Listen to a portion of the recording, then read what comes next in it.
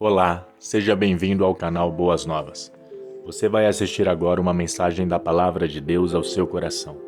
Não deixe de comentar, curtir e compartilhar. E se ainda não é inscrito, se inscreva-se em nosso canal. Que Deus te abençoe.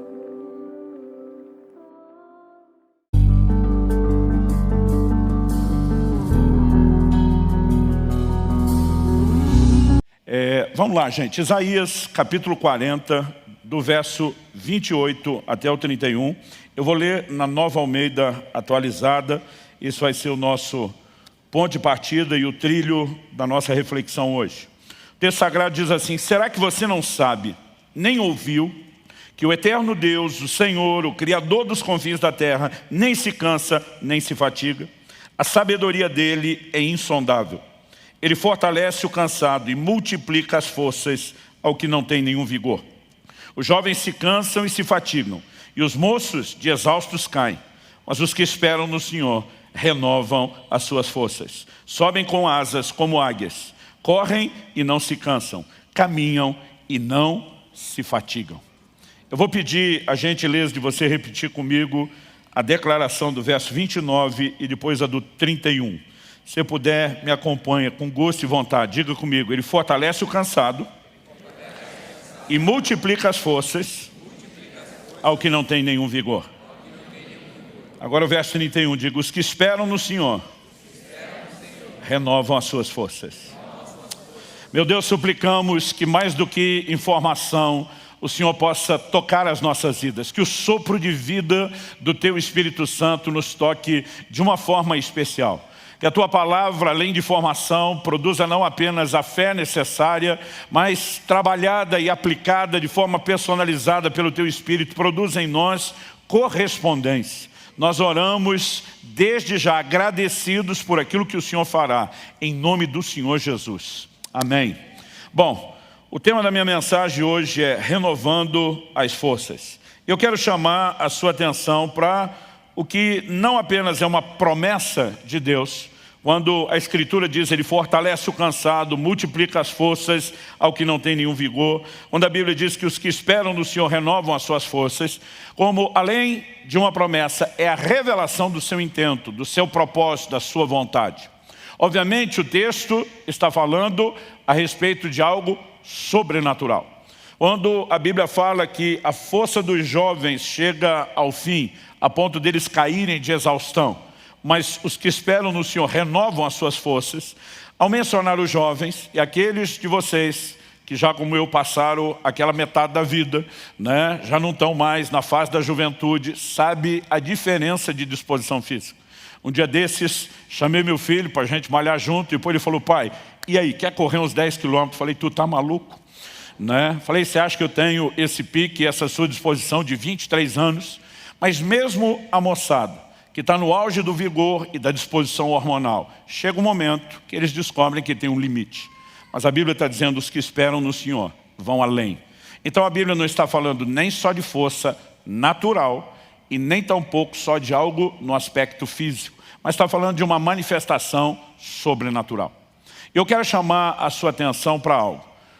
Nós vivemos um tempo, uma época na história da humanidade, onde a maioria de nós não chega a ter uma experiência de exaustão física, de esgotamento de forças e energias. E quando eu falo esgotamento, estou falando num sentido pleno. Por quê? Mesmo aqueles que trabalham, né, com esforço físico, nós temos hoje, né, na modernidade em que vivemos, ferramentas que auxiliam demais o trabalho. Né? Por exemplo, gente que arava a terra sem o auxílio de bois, e depois descobriu que boi puxando o arado era uma grande ferramenta de auxílio, morreria de inveja da gente de ver todo o maquinário agrícola de hoje em dia. Em qualquer área, né? Você pode falar de um marceneiro, qualquer pessoa que trabalha com esforço físico já não tem a dimensão de esforço que talvez a antiguidade fez. E muitos de nós, com outros formatos de trabalho no mundo digital, a maioria de nós acaba não tendo essa experiência. Né? Talvez possa haver um ou outro atleta de alta performance, mas a maioria de nós talvez vai dizer: nunca conheci o esgotamento físico. Eu tive uma única experiência que eu posso falar, que fala de exaustão física. Em fevereiro de 1993, estava ministrando um evento em Itajaí, Santa Catarina.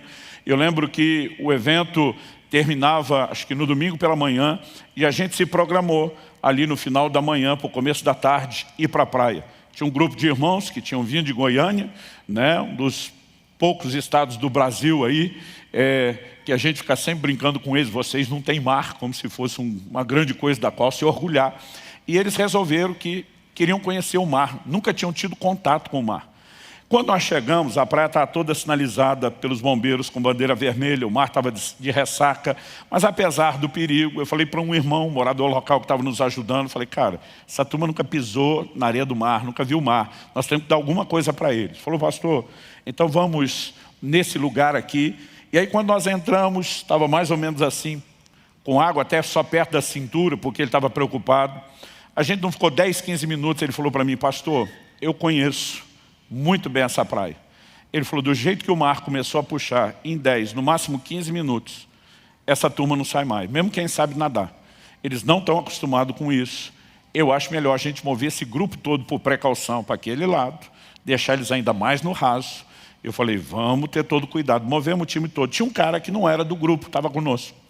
Mas ele não quis sair conosco. Estava inclusive com uma prancha de buddy-buddy. A gente pensou, esse é o único que não tem como afogar, está com a prancha. E saímos. Mas daqui a pouco, entre o barulho de uma onda e outra, eu estou ouvindo gritos, e eu olho na direção de onde nós saímos, está um cara lá se debatendo. Eu não vi mais a tal da prancha, mas parecia ser o cara que não quis sair com a gente, e ele está desesperado pedindo por ajuda. Aquilo me deu um rompante que eu não conseguia pensar. Falei para a turma, estou indo buscar. Aquele morador falou, pastor, não vá. Já está difícil sair sozinho. O que dizer trazer alguém. O senhor não vai conseguir.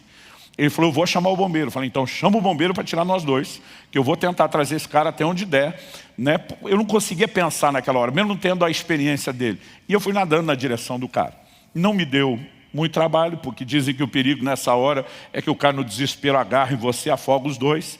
Ele estava bêbado, mas pensa um cara bêbado. Eu só lembro de ter chegado assim perto, já sentindo o bafo, e ele dizendo, agora vai morrer nós dois. Eu falei, está amarrado em nome de Jesus. E eu tentava nadar, trazer aquele cara de volta. E apesar dele não dar trabalho, ele também não ajudava muito. E eu não conseguia muita coisa. E de repente eu vi que minhas energias estavam se esvaindo, se acabando. E eu comecei a orar, falei, Senhor, não sei qual foi aquela manha do Pedro andar em cima d'água, mas eu preciso de ajuda, eu preciso de ajuda, eu preciso de ajuda. E de repente eu percebi que o mar puxava muito mais por baixo do que por cima, e me deu um insight. Cada onda que vinha, eu jogava ele por cima com a onda, nadava na direção dele. Desse jeito eu consegui trazer ele até a metade. Foi o tempo dos bombeiros entrarem e tirarem nós dois. Por quê? A hora que eles entraram, eu já estava no limite da exaustão. Para você ter ideia, né? Mesmo que ele tenha nos puxado até o raso, eu não conseguia do raso andar até a parte seca. Era um nível de exaustão que mal dava para segurar o joelho, né? Mal dava para levantar as mãos. Eu nunca experimentei isso na minha vida, nem antes nem depois. Os caras literalmente, do raso, tiveram que me carregar, me deixar na areia, até que eu conseguisse me recompor. Não estou falando apenas do fôlego, né? Mas realmente de um nível de exaustão profunda. A maioria de nós nunca viveu isso. Mas mesmo uma experiência como essa, você resolve com uma noite de sono, quando você tem um nível de exaustão muscular, talvez alguns dias de reparação do tecido muscular, mas o descanso resolve. Agora, quando a Bíblia está falando de Deus que dá força ao cansado, o foco, particularmente eu acredito que não tem a ver com a questão física, mas principalmente com o que eu quero denominar aqui de cansaço interior. Esse é o primeiro ponto que eu quero destacar. Existe um cansaço que é interior, não é exterior. Ele não é físico. Então, por exemplo, em Isaías, no capítulo 35, nos versículos 3 e 4, a Bíblia diz, fortaleçam as mãos frouxas e firmem os joelhos vacilantes. Digam aos desalentados de coração, sejam fortes, não tenham medo. Eis aí está o Deus de vocês, a vingança vem, a retribuição de Deus. Ele vem para salvar vocês. Apesar de usar um exemplo de exaustão física, tipo aquele estado que eu estava de não conseguir sair da praia, joelho trôpego, mão frouxa, você mal consegue levantar os braços, não firma mais os joelhos. O texto na sequência diz, digam aos desalentados de coração. Ou seja, ele usa o exemplo de exaustão física, mas para falar de um cansaço interior. Além do texto de Isaías, nós temos declarações como a do profeta Jeremias. Em Jeremias 31, 25, falando da parte de Deus, o profeta diz assim, porque satisfarei a alma cansada e saciarei toda a alma desfalecida. Ele fala de uma alma cansada e de uma alma desfalecida. Ou seja, o cansaço de alma, um desfalecimento interior é o que está em questão. Essa linguagem também é usada no Novo Testamento. Em Mateus 11, 28, Jesus diz: venham a mim, todos vocês estão cansados e sobrecarregados, e eu os aliviarei. Que cansaço é esse? No verso 29, o seguinte, Jesus diz: tomem sobre vocês o meu jugo e aprendam de mim, porque eu sou manso e humilde de coração, e vocês acharão descanso para a sua alma. E diz: vem a mim o cansado, e ele vai encontrar descanso para a sua alma. Então ele está falando de um cansaço de alma interior. Em Hebreus, no capítulo 12 e no versículo 3, a Bíblia diz assim: para que não vos fatigueis desmaiando em vossa alma. Essa expressão, ou a palavra empregada no original grego, traduzida como fatigueis, é a palavra kamno. Ela significa tornar-se ou estar exausto. Está falando assim de fadiga no mais profundo nível. E depois, quando ele diz desmaiando em vossa alma, a expressão traduzida desmaiando, eclu, significa estar enfraquecido até exaustão, tornar-se fraco, estar cansado. Era usado também no sentido metafórico para falar de desanimar ou perder a esperança. Então fala de pessoas que podem chegar a esse ponto, né, de uma profunda exaustão da alma, cansaço interior. Acredito que há muitas razões pela qual isso que às vezes eu e você chamamos de desânimo, de desmotivação, de abatimento, se manifeste. No contexto específico de Hebreus capítulo 12, que ele fala de não se fatigar desmaiando da alma, ele está falando da luta contra o pecado. Eu e você travamos batalhas com a nossa própria carnalidade. Mas nós olhamos outros desenhos nas Escrituras e podemos incluir, né, circunstâncias contra as quais estamos lutando e que geram desgaste. Mas nem sempre o cansaço tem a ver apenas com dificuldades que passamos, com coisas ruins que não aconteceram.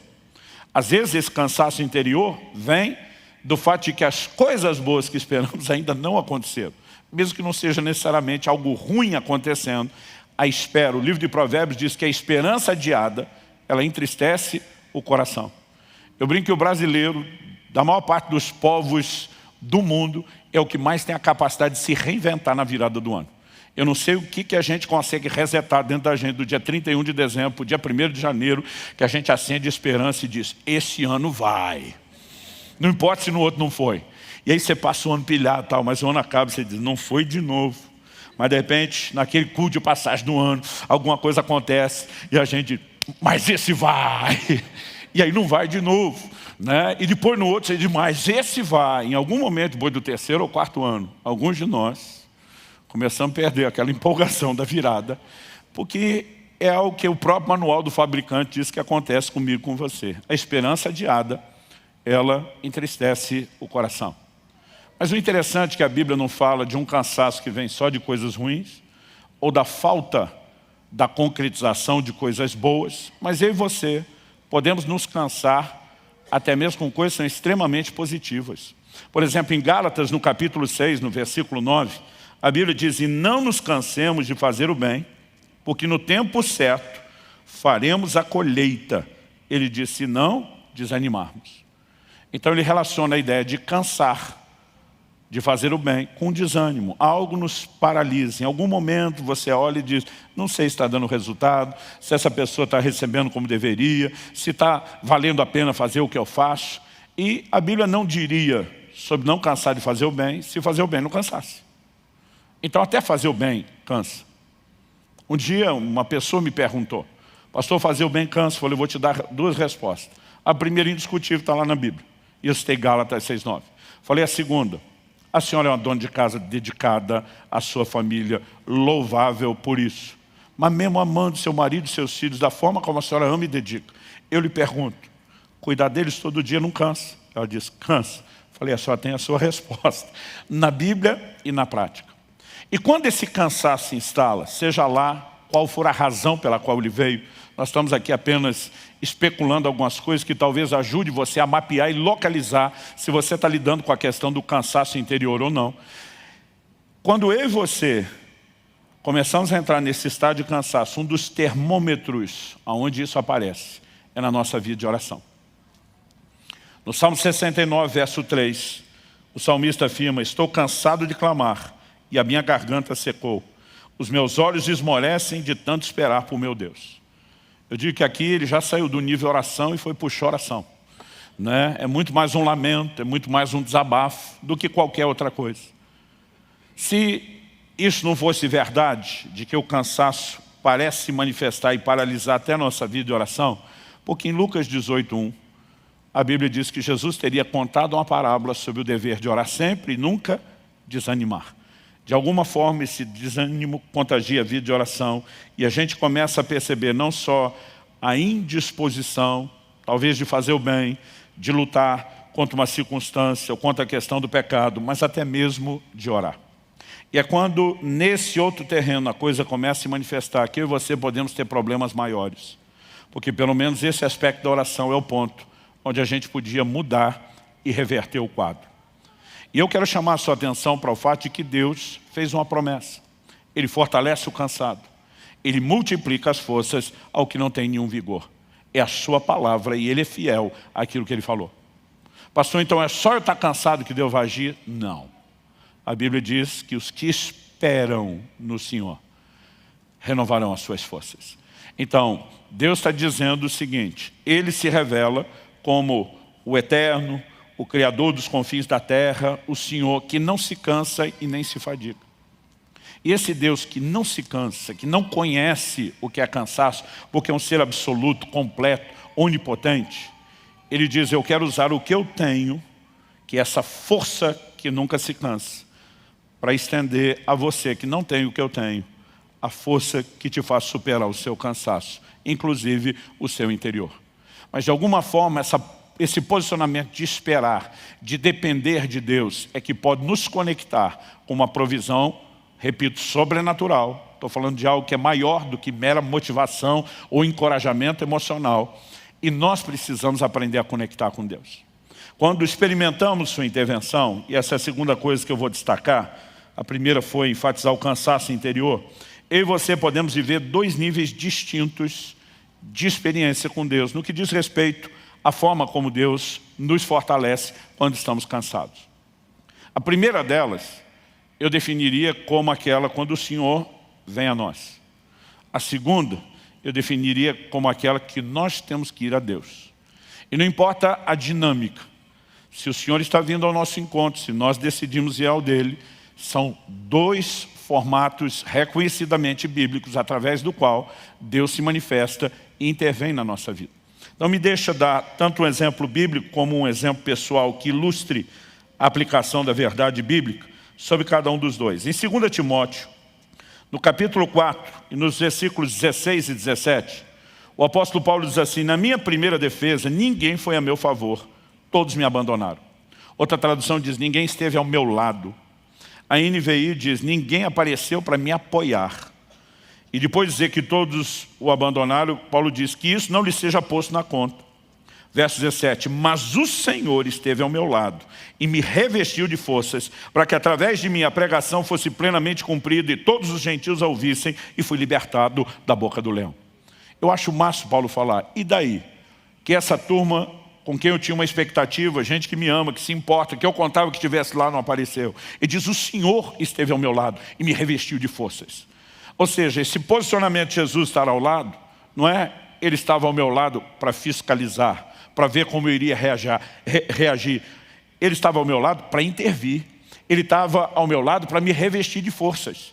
E eu e você podemos ter experiências onde o Senhor vem nos socorrer no momento de necessidade, onde Ele se coloca ao nosso lado, Ele vem a nós para nos comunicar forças. E uma das primeiras experiências, marcantes pelo menos, que eu tive nesse sentido, eu estava no primeiro ano do meu ministério pastoral, nós estamos falando de 94, porque eu comecei a pastorear em dezembro de 93, antes disso eu passei alguns anos viajando, pregando no ministério itinerante, e não bastou alguns, não tinham passado muitos meses, bastou um pequeno período de tempo para que eu tivesse já que lidar com um grande desânimo.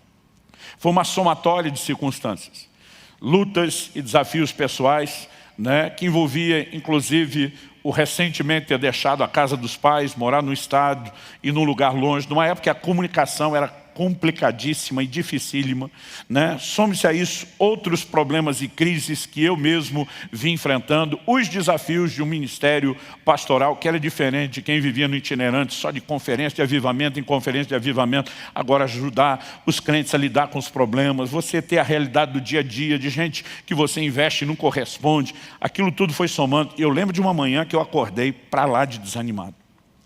Eu lembro que uma das primeiras coisas que eu falei para Deus quando acordei foi a seguinte, falei, a tua palavra diz que o Senhor está conosco todos os dias até a consumação do século. E eu sei que a tua palavra é que é a verdade e não o meu sentimento. Mas deixa eu ser honesto com o Senhor a respeito de como eu estou me sentindo. Já aprendi há muito tempo a ser honesto com Deus. Até porque mesmo que você não seja, Ele sabe como você está. Né? Então eu falei para Ele, a sensação que eu tenho é que o Senhor me jogou nessa cidade, trancou a porta por fora, engoliu a chave, se mandou e me largou aqui sozinho. E não tem nem como fugir daqui. E eu falei para Deus, o sentimento é de abandono. Falei, eu sei que isso não é verdade, mas eu não estou conseguindo alinhar a minha emoção com a verdade da palavra e quero ser honesto. Levantei, fui para uma reunião de oração que a gente tinha logo cedo. De lá comecei os atendimentos, né, que tínhamos agendados aí o tempo todo. Um pedaço do almoço, começo da tarde livre. Fiz um monte de visita, voltei para os atendimentos, emendei para um culto à noite. Depois do culto, tínhamos uma situação difícil para resolver. E eu gastei horas numa reunião de conciliação familiar. Eu lembro que eu cheguei em casa, era depois de 1h30 da manhã. Antes de 2, mas jamais de 1h30. Cheguei tarde, cansado. Pelo menos aquele dia corrido me distraiu, não me deixou lembrar do sentimento. Mas eu lembro que a hora que eu estacionei o carro, o estacionamento ficava atrás de um prédio que eu morava. A hora que eu desliguei o carro, eu percebi, no instante que eu desliguei o carro, que a luz que normalmente acendia automaticamente à noite ali no estacionamento, provavelmente estava queimada com algum problema, estava tudo muito escuro. Tão escuro a ponto de, naquela época, você não fechava carro no controle, era na chave. Né? A ponto de eu ter dificuldade de localizar ali a fechadura para conseguir, enquanto naquela missão no escuro, tentando fechar o carro com a chave, uma voz rouca e cavernosa ressoa atrás de mim. Você está cansado. Eu já ia virar repreendendo o Satanás. Depois eu levei em consideração a segunda possibilidade. Quem vive aprontando com os outros, sempre fica meio que de prontidão com o que podem fazer com ele. A Bíblia diz que quem semeia vento colhe tempestade. Naquele momento, eu dei primeiro uma olhada, falei, antes de eu dar motivo para depois ainda tirar com a minha cara, olhei para a janela do prédio onde morava, se não era outro amigo, a voz não era dele. Né? Enquanto eu estou ali procurando, sai um irmão das trevas, do canto mais escuro, rindo. Era um irmão da igreja que usava o mesmo estacionamento. Falei, pastor, desculpa, eu não resisti. Eu vejo que vocês estão sempre aprontando com o outro. Vocês, era principalmente eu, e o pastor Luiz Gomes, que ministrou aqui no Sobrenatural. Nós dividimos um apartamento quando solteiro. E eu só pensando, miserável, você me paga, vai ter troco. Né? Eu por fora sorrindo, cara de paisagem, por dentro assim, a maldade já programando o que é que eu podia fazer de volta. E eu acho que distraído com aquilo, eu não tinha percebido o tamanho do susto que eu levei.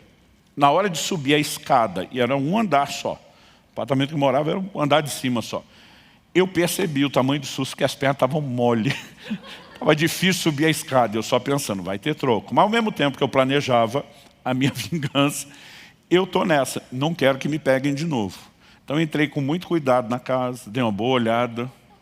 Né? Eu lembro que quando passei vi a porta do quarto do Luiz fechada, pensei, já deve estar dormindo, mas por precaução, a hora que eu entrei, fechei a minha. Eu tinha um dispositivo de segurança, depois que eu trancava aquele quarto, ninguém entrava.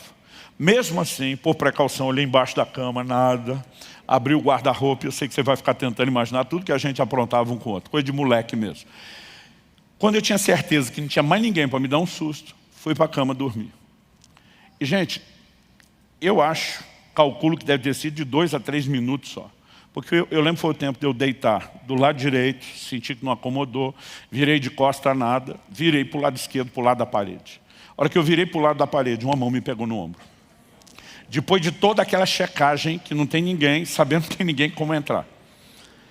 Aí alguém me perguntou outro dia, pastor, o senhor assustou? Falei, não, eu acho que não tinha mais adrenalina, tudo já tinha saído lá embaixo. Não tinha mais nem como assustar. Segundo, o toque não era hostil. Sabe tipo quando você encontra alguém que primeiro você dá uma batidinha no ombro, depois segura firme? O toque era gentil. E eu ouvi uma das vozes mais doces e belas da minha vida. E até hoje isso me emociona. A voz disse assim, você não está sozinho. E a hora que falou foi como se fosse um filme. Eu de manhã dizendo, o Senhor me largou nessa cidade, me abandonou, eu estou me sentindo sozinho. E naquele momento, eu não consigo te descrever o quão real era a presença do Senhor ao lado da cama. Tudo que eu consegui era chorar, cheio do Espírito, orar em outras línguas. Eu fiquei com muito medo, não era um medo ruim, é difícil explicar isso, mas era um temor, era uma coisa boa, mas um temor de olhar. Né? Eu gastei um tempo ali chorando, eu sentia que aquela presença continuava ali, eu criei muita coragem para dar uma espiadinha, não via ninguém ao lado da cama, mas eu sentia aquela presença tão forte, e eu não consigo te descrever o quanto aquele toque me turbinou. Até hoje, tem dias quando começa a bater o cansaço, e eu lembro da experiência, a lembrança já me dá outro gás, parece que eu agarrei no trifásico. Você não está sozinho. Essa talvez seja uma das minhas versões na vida pessoal, para dizer o que Paulo falou. O Senhor esteve ao meu lado, Ele me fortaleceu. Eu tenho certeza que aquele dia não era nenhum anjo do lado da cama, era o Senhor que estava ali me tocando, ministrando. Muitas vezes Ele virá ao nosso encontro, Ele vai comunicar algo que não tem explicação. Né? Não estou falando de alguém que me motivou, eu recebi uma descarga, aquilo tocou meu corpo, tocou minha alma, tocou meu espírito. Eu fui revestido de Deus de uma maneira sobrenatural. Isso, embora tenha sido extraordinário, me gerou uma expectativa que eu diria desequilibrada. Por quê? A partir daquele dia eu imaginava, sempre que estiver precisando, o gás vai vir desse jeito. Mas nunca rolou outra dessa. Na verdade, não demorou muito tempo para eu descobrir que esse não é o único formato de Deus nos fortalecer. Há momentos onde Ele vem a nós. Há momentos onde Ele espera que nós possamos ir a Ele. Em 1 Samuel, no capítulo 30, eu vou dar outro exemplo bíblico e depois, de novo, quero compartilhar um exemplo pessoal que ilustre a aplicação. 1 Samuel, capítulo 30, a Bíblia diz que Davi e os seus homens chegam em Ziclag, cidade dos filisteus, onde eles haviam se estabelecido enquanto fugiam de Saul. E a Bíblia diz que ao chegarem, descobriram a cidade destruída, queimada pelos amalequitas, descobriram que mulheres e crianças tinham sido levadas cativos junto com todo o gado. A Bíblia diz que Davi e os seus homens, verso 4 diz assim, então Davi e o povo que estava com ele ergueram a voz e choraram, até não terem mais forças para chorar. Aqui, gente, não é que eles não tinham força para reagir, eles não tinham força para continuar chorando. Você consegue imaginar o nível de abatimento dessa turma? E a situação que parecia não poder piorar, deu sinais de que pioraria. Anos atrás eu ouvi uma frase que nunca saiu da minha cabeça. Foi uma pessoa dizendo, quando eu achei que tinha chegado no fundo do poço, descobri que o fundo do poço tinha porão, dava para piorar. O verso 6 diz assim, Davi ficou muito angustiado, não só pelo que aconteceu, a Bíblia diz, pois o povo falava de apedrejá-lo, porque todos estavam amargurados, cada um por causa de seus filhos e suas filhas. O texto diz assim, mas Davi se reanimou no Senhor seu Deus. A NVI traduziu, Davi, porém, fortaleceu-se no Senhor seu Deus. No momento em que não tinha força nem para chorar, a Bíblia não fala do Senhor se colocando ao lado de Davi, como fez com Paulo. Mas Davi naquele momento disse, se eu não correr para Deus, o que já está feio vai piorar. E a Bíblia diz que ele toma uma decisão, ele se fortaleceu no Senhor seu Deus.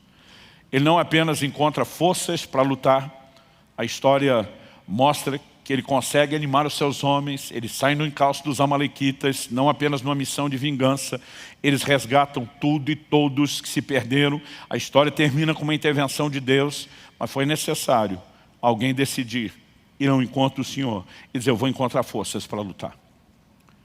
E essa segunda forma de Deus agir, a experiência que para mim ficou mais clara, em termos da didática, do aprendizado, né, de que não só ela é importante, mas é um dos formatos que Deus usa, aconteceu no parto do Israel, nosso primeiro filho. Um tempo antes, um dia eu estava orando e o Espírito Santo falou comigo, né, ora e jejua, você vai experimentar uma grande batalha na hora do parto. E quando falo sobre jejum, principalmente, eu conto sobre isso. Eu passei 6 dias em jejum, orando, intercedendo pelo meu filho. E eu só encerrei o jejum quando eu tive um testemunho interior de vitória. Aquela sensação, essa batalha está ganha, essa batalha foi vencida. Mas Deus não me disse, ore e jejua para não ter a guerra na hora do parto. Ele disse, ore e jejua porque você vai ter a guerra. E quando veio aquele testemunho de venci, eu não entendi que quando a guerra chegasse ela estava ganha. Eu só entendi, não vai ter mais. Mas no dia do parto, houve a tal da complicação. Palavra dos próprios médicos estavam lá, meu filho só sobreviveu por um milagre. Mas naquele momento, e quando eu cheguei para a hora do parto com a Kelly, ela estava com um quadro de hemorragia assustador. Só enquanto ela entrou no quarto, eu ajudei, né, ela ir para o banheiro, colocar as roupas, porque já iria para o cirúrgico. Nessa saída da troca de roupa, era tanto sangue no chão. Eu lembro quando o médico entrou, ele olhou e falou, de quem é esse sangue todo? Eu falei, é dela. Tipo, não fui eu. E ele passou a mão no telefone, eu estava assustado, mas eu estou pensando, eu não tenho experiência. Mas ele era um dos médicos experientes da cidade, né? Um grande obstetra. Quando ele viu aquilo, ele passou a mão no telefone na hora, e disse, reúne a equipe inteira agora no cirúrgico. Eu lembro dele falando assim, emergência emergencial. E quando ele enfatizou que a emergência era emergencial, eu pensei, se ele está assustado, eu acho que eu devia estar mais. Eu tive que ajudar a botar a Kelly na maca, levá-la para o cirúrgico, né? E eles me pediram para esperar do lado de fora, porque eu tinha combinado que eu assistiria o parto, embora a maioria dos maridos não assiste o parto.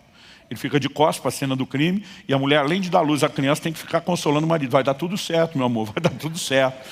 Que os homens são dessa fibra enorme nessa hora. Mas naquele dia, e ele falou, aguarda lá, você só entra a hora que estiver tudo pronto aqui, finalmente nós vamos te chamar. E eu lembro que do lado de fora, eu nunca senti um desânimo e um abatimento tão grande. É quase como se eu acreditasse que eu tinha perdido a batalha. É quase como se eu entendesse, não, se isso aconteceu, eu não garanti nenhum resultado. Em vez de entender que naquele dia eu não evitei, mas eu ganhei a batalha, um desânimo se instalou que eu não consigo te definir. E foi naquele momento que eu estava esperando que alguma mão me tocasse no ombro. Que talvez pelo menos um anjo viesse do céu, fazer um cafuné na minha cabeça, vai dar tudo certo, gordinho, fica firme aí. Né? Nada disso rolou. A sensação que eu tinha é que Deus não estava por perto, que Ele não veio ao meu encontro. Mas naquele momento, de alguma forma, eu senti o próprio Deus me provocando. Que a semelhança de Davi, eu tinha que me fortalecer em Deus. E eu fiz uma escolha, eu vou entrar nesse lugar. Eu vou buscar essas forças. E eu fui turbinado de uma forma sobrenatural. Eu não apenas consegui romper aquela apatia interior, algo acendeu dentro de mim quando eu tive aquele posicionamento de fé. Eu enlouqueci, eu tive um surto de fé. Foi uma coisa assim, além da minha capacidade de explicação. E ali eu me levantei, eu comecei a declarar a palavra de Deus, eu comecei a profetizar o milagre, a intervenção que aconteceria. Quando finalmente eles me chamaram para o centro cirúrgico, não foi minha mulher que teve segurado na minha mão e dizer, vai dar tudo certo. Eu entrei, segurei a mão dela, olhei bem no olho dela, falei para ela, falei, Kelly, presta atenção, vai dar tudo certo. Ela falou, eu sei. Falei, você acha que sabe? Quem sabe sou eu. E se você sabe, você não sabe o tanto que eu sei. Vai dar tudo certo, o Senhor está conosco. Eu virei um leão. E depois, quando simplesmente todo mundo estava dizendo, o milagre aconteceu, a sensação depois, não antes, era, eu sabia. Adiante daquele posicionamento era, cadê você, Deus? Aonde o Senhor foi parar? Agora, o que eu entendi a partir daquela dinâmica, vendo textos como esse que eu estou dando, que nem sempre a dinâmica de fortalecimento é a mesma. Há momentos onde a Bíblia, aliás, a maior parte do tempo, a Bíblia nos ordena ir ao Senhor. Não manda a gente esperar de forma passiva que Ele vem. Então me deixe ler alguns textos. Efésios capítulo 3, verso 16. Para que, segundo a riqueza da sua glória, vos conceda que sejais fortalecidos com poder, mediante o seu espírito no homem interior. No mesmo lugar onde o cansaço se manifesta, do lado de dentro, interior, é onde o revestimento de poder quer se manifestar. Efésios 6,10 diz, quanto ao mais, sede fortalecidos no Senhor e na força do seu poder. A maior parte das versões traz isso no imperativo, fortalecei-vos no Senhor e na força do seu poder. É você que vai lá buscar as forças em Deus. Colossenses capítulo 1, verso 11. Sendo fortalecidos com todo o poder, segundo a força da sua glória. A verdade é que a maioria das circunstâncias, eu e você vamos descobrir que nós estamos numa espécie de batalha de improviso. A gente não se sente pronto para ela. Nem situações como a minha, quando Deus ainda avisou que haveria uma batalha, de alguma forma a gente parece criar uma fantasia e dizer, não vai ser bem assim. E a sensação muitas vezes que a gente é pego de surpresa, de improviso. Quando eu falo de improviso parece que você tem que lutar de uma forma para a qual você não sente que está preparado, né? E quando eu falo preparado, não é nem só treinado, você não parece não ter os recursos. Isso sempre me faz lembrar de uma declaração de Deus, que está lá no livro do profeta Joel, no capítulo 3, versículos 9 e 10. Deus diz: proclamem isso entre as nações, declarem guerra santa e convoquem os valentes. A palavra valente aqui não é só um corajoso, está falando de um guerreiro, de alguém que se dispõe à luta, né? Nós sabemos pelo contexto, o texto diz assim, que todos os homens de guerra se apresentem e se preparem. Transformem suas lâminas de arado em espadas e as suas foices em lanças. Ou seja, Deus está dizendo que tem que ainda arregimentar, alistar o exército todo, e que essa turma nem armamento tem. Eles vão improvisar. O improviso é, vão pegar, né, as lâminas do arado, vão pegar as foices, vamos improvisar as armas. E nesse contexto Deus diz que o fraco diga: eu sou forte. A tradução que me impactou e que eu decorei quando garoto dizia: diga ao fraco, eu sou forte. Eu lembro de um dia ver um pregador desses de fé, animado, empolgado, dizendo: para de dizer que você é fraco. Deus mandou você não falar da sua fraqueza, mandou falar da sua força, porque Deus disse que você não é fraco, você é forte. Eu pensei, não foi isso que Deus disse. Deus diz: diga o fraco. Se Ele chamou a gente de fraco, até Ele está dizendo que a gente é fraco mesmo. E se não te avisar, eu quero te avisar. Isso que você é, fraco, fraquinho ou fracote. Escolhe qualquer um deles. Só que Deus diz: você não vai falar de quem você é sozinho ou naturalmente. Porque Deus está dizendo: você não vai passar guerra sozinho. Você está entrando numa guerra comigo. Então você não está entregue ou vendido à sua própria sorte, aos seus recursos ou à falta deles. Deus está dizendo: porque eu vou me unir a você. E minha força é muito maior do que sua fraqueza. Sua fraqueza vai ser diluída, vai desaparecer no meio da minha força. Então Deus está dizendo: mude o seu discurso, porque você não está sozinho. Então mesmo em batalhas de improviso, eu e você podemos ter um discurso. Nós temos um Deus que fortalece o cansado, que multiplica as forças ao que não tem nenhum vigor. Nós precisamos reconhecer que os que esperam no Senhor renovarão as suas forças. E eu e você podemos entrar numa dimensão completamente diferente de fortalecimento em Deus. Você crê nisso? Em terceiro e último lugar, eu gostaria que a gente considerasse um pouco da importância de lidar com a realidade da nossa fraqueza e limitação. Pastor, certeza que tem importância nisso? Certeza. Eu não sei você, mas já tive que lidar muitas vezes com a presunção de querer ensinar Deus como ser Deus. Eu, por exemplo, tive um acidente de carro em agosto de 93, e declaração de médicos e enfermeiros que me socorreram, que nem eram cristãos. Ele dizia: teu santo é forte, alguém lá em cima vela por você, né? Me explicaram: olha, a pancada que você teve, nesse lugar que nós tivemos que fazer todas as estruturas, que é o lugar de hematoma dos cortes, que é a região da fonte, uma pancada forte é fatal. Nós sabemos que a sua foi muito forte.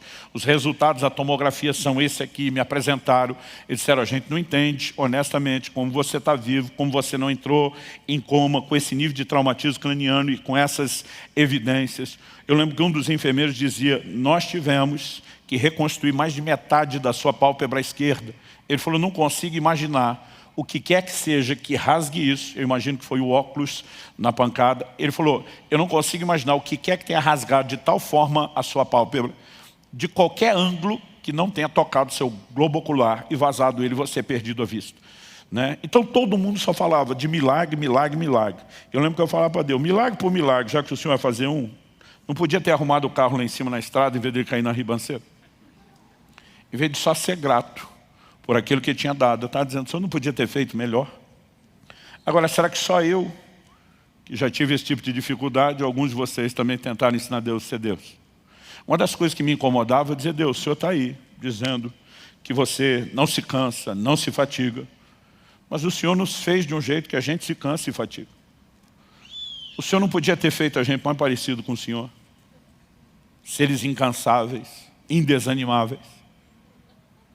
Eu lembro que numa época dessa que eu estava nessa presunção de tentar ensinar Deus a ser Deus, eu comecei a entender uma perspectiva bíblica que envolve outros aspectos. A minha e a sua fraqueza, ela precisa ser continuamente, para mim e para você, um lembrete da nossa insuficiência. Precisa gerar em mim e em você um senso de dependência da suficiência de Deus. Imagino que se eu e você fôssemos incansáveis e indesanimáveis, não demoraria muito tempo a gente ficar para lá de besta, orgulhoso, arrogante, presunçoso e virar as costas para Deus. Deus deseja partilhar o que Ele tem, o Deus que não se cansa, que não é vencido pelo cansaço, sim. Como? Não nos fazendo sem necessidade dEle, mas nos suprindo com a necessidade que nós temos dEle. Ele nos fortalece o tempo todo. E Ele sabe exatamente o que Ele fez e como fez.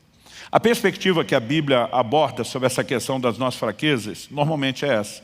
Dá uma olhada comigo no que Paulo disse em 2 Coríntios, no capítulo 1, eu vou ler do versículo 8 até o versículo 10. O apóstolo diz assim: porque não queremos, irmãos, que vocês fiquem sem saber que tipo de tribulação nos sobreveio na província da Ásia. Foi algo acima das nossas forças, a ponto de perdermos a esperança até da própria vida. Uma tribulação acima, além das forças, a ponto do apóstolo, não estamos falando de um novo convertido imaturo, mas de um dos maiores gigantes da fé do Novo Testamento, desesperar da vida. Mas ele diz no verso 9, de fato tivemos em nós mesmos a sentença de morte, para que não confiássemos em nós mesmos. Observe essa frase.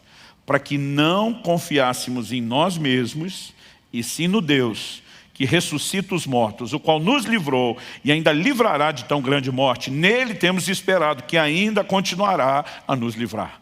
Paulo diz, nesse cenário de fraqueza, de muitas vezes desesperar, e diz, eu aprendi que não posso confiar em mim. Esse é um lembrete da minha insuficiência, da minha incapacidade. Isso gera em mim, diz Paulo, um senso de dependência daquele que é todo suficiente, daquele que é capaz. Quem está entendendo, diga amém. Na mesma segunda carta de Paulo aos Coríntios, no capítulo 12, nos versículos 9 e 10, depois de falar de uma situação específica pela qual ele orou e não viu uma intervenção de Deus, ele diz que o Senhor respondeu ao apóstolo da seguinte forma: então ele me disse, a minha graça é o que basta para você, porque o poder se aperfeiçoa na fraqueza.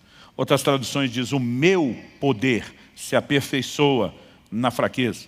De boa vontade, pois, mais me gloriarei nas fraquezas, para que sobre mim repouse o poder de Cristo. Por isso sinto prazer nas fraquezas, nos insultos, nas privações, nas perseguições, nas angústias por amor de Cristo. Porque quando sou fraco, então é que sou forte. Aqui nós temos um paradoxo, uma aparente contradição. Como quando eu sou fraco, é que eu sou forte? Paulo está dizendo, quando eu entro em contato com a realidade da minha limitação e da minha fraqueza, isso me desperta para tirar os olhos de mim, dos meus recursos, e colocar os olhos naquele que é a fonte de toda a força. Paulo diz, quem tem essa consciência, olha para a fraqueza como um lembrete de que há uma outra fonte de onde eu e você tiramos força. A gente entende que a graça dele, que é força capacitadora, nos basta, que o poder dele se aperfeiçoa na fraqueza. Em momentos quando eu e você temos que lidar com fraqueza, ele fala do contexto de coisas que geram desânimo. Ele diz, eu sei que sobre mim vai repousar o poder, haverá uma intervenção sobrenatural. Quem está entendendo, diga amém. Então, em momentos como esse, eu e você precisamos saber para onde correr. O capítulo 40 de Isaías, que é o texto que nós lemos, ele diz, não apenas que os que esperam no Senhor renovam as suas forças, mas uma das afirmações que o texto faz, e eu particularmente gosto muito, ele diz, sobem com asas como águias. Depois ele vai dizer, correm e não se cansam, caminham e não se fatigam. Aqui tem o contraste dos jovens que se cansam, os moços que chegam à exaustão.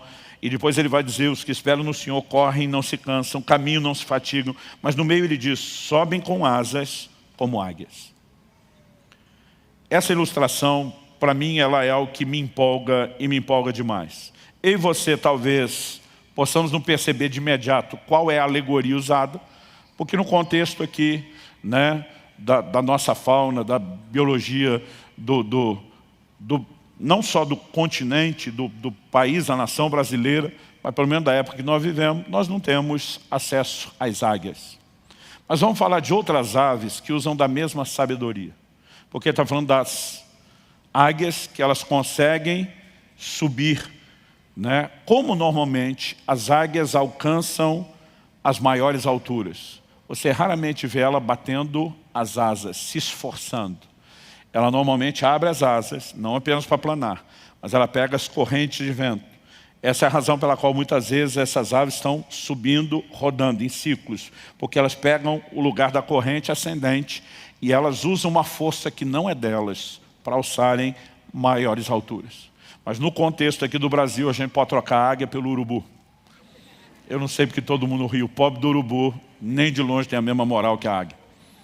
Mas o princípio é o mesmo. Quando normalmente você vê aqueles urubus rodando, eles não estão apenas circulando, e normalmente o movimento circular não é descendente, é ascendente. Eles estão pegando as correntes de ar para lá de cima, está procurando o que é que vão comer, mas eles se aproveitam da força do vento para não alçarem as alturas na sua própria força. A Bíblia diz que quando Deus renova a minha e as suas forças, eu e você também seremos alçados não pelo nosso esforço, mas não também por um vento natural. Eu creio que isso é uma alegoria do vento do Espírito, do sopro, da manifestação do poder de Deus que nos move e nos leva a um lugar onde eu e você não chegaríamos com a nossa própria força. Hebreus 11:34 fala de alguns que da fraqueza tiraram forças. E quando ele diz que pela fé eles da fraqueza tiraram força, não está dizendo que a fonte de força é a fraqueza. A fé fez com que eles conectassem a fonte de força que é Deus. E num contexto de fraqueza, eles conseguiram ter um lembrete. Essa fraqueza só testemunha nossa insuficiência. Nós temos que correr para aquele que é suficiente para Deus. E pela fé eles acessaram os recursos daquele que dá força ao cansado e multiplica as forças ao que não tem nenhum vigor. Quando eu e você esperamos no Senhor, e essa ideia de esperar fala de um posicionamento de confiança e também de dependência, eu e você podemos acessar forças sobrenaturais. Quem está entendendo, diga amém. Então, para concluir, quando reconhecemos que são os que esperam no Senhor, que renovam as suas forças, precisamos entender como essa dependência em termos práticos funciona. A Bíblia fala de alguns usando fé, mas como exatamente isso funciona? Eu tenho entendido que uma das coisas que eu e você precisamos é crer em Deus a despeito das circunstâncias. A Bíblia fala que quando a vida dos dois, daquele casal, começou a desmoronar em todas as áreas, a mulher de Jó tem um comportamento e Jó tem outro completamente diferente. Tem gente que culpa as circunstâncias por aquilo que ele está vivendo. Mas a verdade é que diante das mesmas circunstâncias, pessoas que vivem exatamente no mesmo contexto podem ter reações muito diferentes. Um exemplo que frequentemente eu dou é que há duas formas de se lidar com a resistência do vento. Um avião usa a resistência do vento para alçar voo, para se projetar. Um carro de corrida usa a resistência do voo não com asa para subir, mas com aerofólio para colar no chão. É a mesma resistência que eles vão enfrentar quando estiver se locomovendo em grande velocidade, que vai ser administrada de forma diferente. Uns a usam para ficar colado no chão, outros a usam para subir. Enquanto a mulher de Jó decidiu ficar colado no chão e age de forma natural, dizendo para o seu marido, amaldiçoe seu Deus e morre. Qual foi a atitude de Jó? Jó 19:25, ele afirma, eu sei que o meu Redentor vive e que ele há de se levantar sobre a terra. Ele está olhando para aquelas circunstâncias terríveis, ele está dizendo, meu Deus não é definido pelo que eu enfrento, eu não vou reagir apenas emocionalmente ao que eu estou sentindo diante disso, eu vou crer em Deus, eu vou acessar os recursos divinos. E a história de Jó é mudada pelo seu posicionamento de fé. Porque se eu visse o conselho da mulher, para quem ele falou, você fala como uma louca, ele teria liquidado e acabado com tudo de vez. Eu e você precisamos aprender como reagir. Em momentos difíceis, nós vamos ter que acessar Deus. Seja um posicionamento de fé, seja usar os meios que nos conectam com a presença dEle. A Bíblia diz em Atos, no capítulo 16, que Paulo e Silas foram presos, passaram por um julgamento sumário, injusto, foram açoitados, estavam com os pés pendurados no tronco, ninguém tratou as feridas, a maioria dos crentes já estaria, no mínimo, murmurando, reclamando e falando para Deus de abandono. A Bíblia diz que lá pela meia-noite, esses dois não dormiam, não deixavam ninguém dormir. A Bíblia diz que eles oravam e cantavam louvores. Eu não sei exatamente qual foi essa dinâmica, mas eu fico tentando imaginar, uma vez que Tiago 5,13 dá uma instrução prática para os crentes aqui dos primeiros dias. Tiago diz assim, se alguém está aflito, ore. Se alguém de vocês está contente, cante louvores. Imagina Paulo e Silas conversando, e Paulo fala para Silas, estamos na prova. Silas diz, pois é.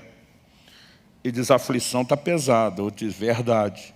Ele diz, bora orar, que é isso que um aflito tem que fazer. Porque se a gente ficar alimentando a fraqueza, é ela que se fortalece. Eles estão a dizer que a fraqueza se fortalece. Mas se a gente se fortalecer e se alimentar daquele que nos dá força, o caminho é diferente. Eu imagino que os dois começaram a orar. Mas em algum momento, imagina um falando para o outro, mas nós não estamos só aflitos, nós também estamos felizes. O outro diz, é verdade, Deus está conosco mesmo nesse momento difícil. Nós ainda temos o privilégio de estar vivendo isso por causa do Evangelho. Bora adorar também, bora adorar também.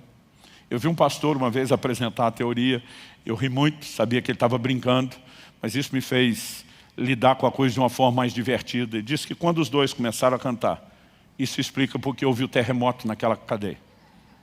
Porque a Bíblia diz que os céus são o trono do Senhor, mas que a terra é o estrado dos seus pés. Ele diz que à medida que aquele louvor foi subindo, Deus foi entrando no ritmo da música e começou a bater o pezinho dele. E à medida que ele foi batendo o pezinho no compasso da música, o pezinho ou pezão dele, que a terra é o estrado dos seus pés, começou a produzir aquele terremoto. A gente se divertiu com a brincadeira, mas a verdade é que quando eu e você decidimos nos conectar em Deus, e oração, adoração, toda a devoção ainda são meios para isso, nós podemos mudar completamente as circunstâncias. Podemos experimentar intervenções da parte de Deus. Quem está entendendo, diga amém.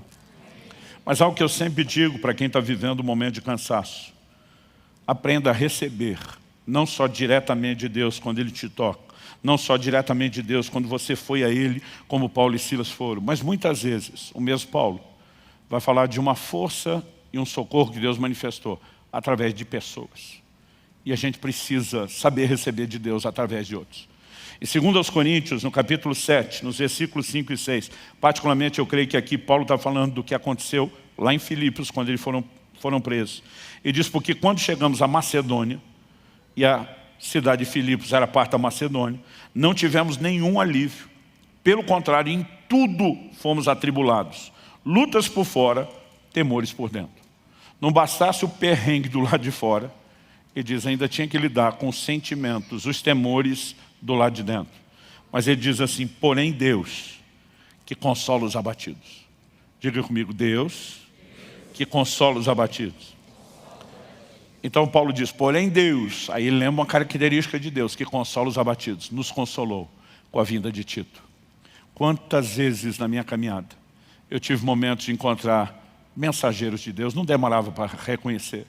Não apenas porque às vezes algum desses vinha e tocava o dedo na ferida, no ponto que eu não tinha conversado, mas o que liberava da parte de Deus não era mera palavra de ânimo ou encorajamento, era aquele tipo de conversa que comunicava uma graça sobrenatural, havia um fortalecimento, um encorajamento. Eu não sei você, mas tem hora, não é só quando eu estou ouvindo uma pregação, tem hora que eu estou conversando com alguém e alguma coisa começa a acontecer dentro de mim, e a vontade que eu tenho de dizer, eu vou voar.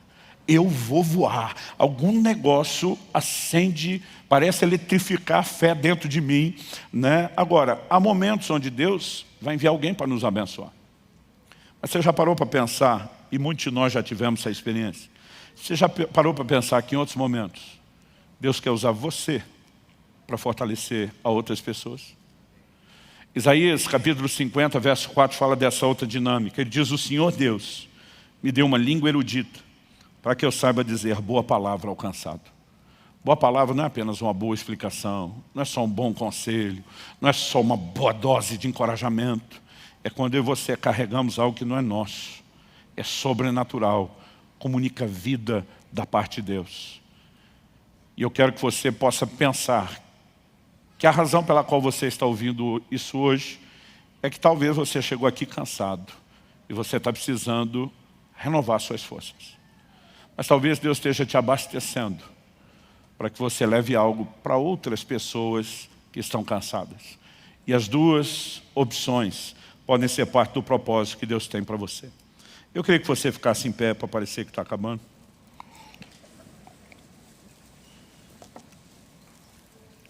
Eu quero ler um último versículo, que é o Salmo 31, verso 24, e nós vamos orar.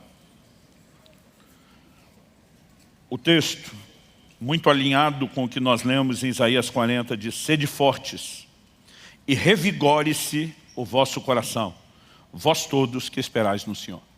Quando o texto está dizendo sede fortes, que tipo de força ele está falando? Quando ele diz revigore-se o vosso coração, obviamente ele está falando da força interior, daquilo que faz superar o cansaço interior. Mas só o fato de eu estar cansado significa que Deus vai vir ao meu encontro? Não. A Bíblia diz que os que esperam no Senhor renovam as suas forças. É o meu posicionamento e o seu de dependência, de confiança em Deus, que atrai a intervenção dele. Isaías 64:4, a Bíblia diz: porque desde a antiguidade não se ouviu, nem com os ouvidos se percebeu, nem com os olhos se viu um Deus além de ti, que trabalha para aquele que nele espera. Há momentos onde eu e você chegamos para Deus e a gente simplesmente diz: estou abrindo falência, não tem mais nada o que fazer, só me resta esperar no Senhor, confiar no Senhor. E a Bíblia diz que Deus trabalha a favor daquele que nele espera. Ou seja, nós não apenas podemos ser fortalecidos, mas nós podemos ver Deus se mover. Esse fortalecimento é sobrenatural. Tem pessoas que vivem apenas de encorajamento humano, combustível emocional. Isso parece aqueles brinquedos de criança de antigamente, antes da época da pilha, que você tinha que dar corda. Alguém dessa época ou só eu? Ainda bem, obrigado. Aí você dava a corda, saía lá o brinquedinho, mas aí acabando a corda, ele ia diminuindo o movimento e parava. E se você quisesse vê-lo mexer, tinha que dar corda de novo. Tem gente que precisa que alguém dê corda nele todo dia. O que nós estamos falando é mais do que encorajamento emocional, e não estou dizendo que ele não tem a sua importância, mas nem de longe ele se compara com uma descarga do poder de Deus, com o vento do Espírito soprando debaixo das suas asas, te fazendo subir como águia. Aí a conversa é outra. Eu gostaria que nós tivéssemos alguns momentos, alguns minutos desse momento final, onde nós pudéssemos orar não por protocolo de fim de reunião, mas onde a gente pudesse de fato se expor. Eu creio que você deve estar percebendo o que eu estou percebendo em todos os nossos 4 cultos. Há uma presença do Espírito de Deus nesse lugar. Há um toque divino à sua disposição. E nós podemos receber de Deus agora. Talvez você tenha a oportunidade de ter o Senhor vindo ao seu encontro e te tocando hoje. Talvez você tenha a oportunidade de entender: não, Ele está me chamando e quem vai a Ele sou eu. Talvez você precise ser fortalecido agora. Talvez Ele apenas esteja te preparando para algo que você vai enfrentar daqui a um tempo. Talvez Ele esteja te instruindo para te usar na vida de outras pessoas. Talvez seja a soma de tudo isso. Mas de qualquer forma, nenhum de nós tem uma desculpa a dizer: eu não preciso desse momento de oração.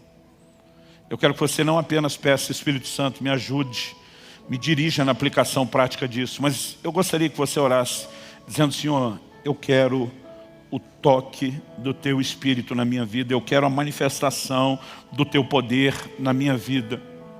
E fale com Deus do seu jeito, da sua maneira. Eu pedi para você ficar em pé por hábito. Você ora como você achar melhor, em pé, sentado, de joelho. Mas eu quero que nos próximos minutos você ore. Eu vou fazer uma oração por você, mas eu não quero você prestando atenção na minha oração. Faça a sua. Espírito Santo, Tua palavra foi comunicada. E nessa hora, nós contamos com a ação do Senhor de uma forma única, singular, diferenciada. Vem sobre os meus irmãos e irmãs. Nós clamamos pelo Teu sopro de vida, aquele mesmo sopro registrado em Ezequiel no capítulo 37, que vivificou aquele vale de ossos secos e o transformou num grande exército. Pai, nós sabemos que o Senhor está arregimentando os Seus soldados. Nós sabemos que o Senhor está levantando um exército que será vivificado pelo Teu Espírito. E eu oro por cada um neste lugar. Eu oro por cada um dos meus irmãos e irmãs. Eu oro pelo sopro do Teu Espírito. Que essas correntes de ar que no natural fazem com que a águia suba às alturas, que isso tenha o seu paralelo no sopro do Espírito, nos levando, ó Deus, a um lugar onde pelas nossas forças não chegaríamos. Nós oramos hoje que a mão do Senhor nos toque. Nós falamos a manifestação desses recursos sobrenaturais, daquilo que nos leva além do vigor dos jovens, além da força e da disposição física dos moços. Pai, nós oramos por esse santo combustível celestial. Mais do que encorajamento emocional, nós oramos por uma descarga de poder, nós oramos pela provisão do alto, nós oramos por renovação das forças, em nome de Jesus. Toca-nos, envolve-nos. Permita-nos desfrutar não só do fortalecimento, mas da doçura da Tua presença. Nós clamamos em nome de Jesus. Em nome de Jesus. Fale com Deus. Ore como se tudo dependesse desse momento de oração. Se exponha a Ele. Talvez seja um bom momento de ser honesto e falar do seu cansaço, da dor, do desânimo, da necessidade de uma ajuda de Deus. Talvez o Espírito Santo te faça lembrar de alguém que nem está aqui e que Ele queira que você se levante como intercessor por essa pessoa. Mas simplesmente se deixe ser envolvido, ministrado, ou mesmo conduzido, liderado pelo Espírito Santo nessa hora e nesse processo. Faça isso em nome de Jesus.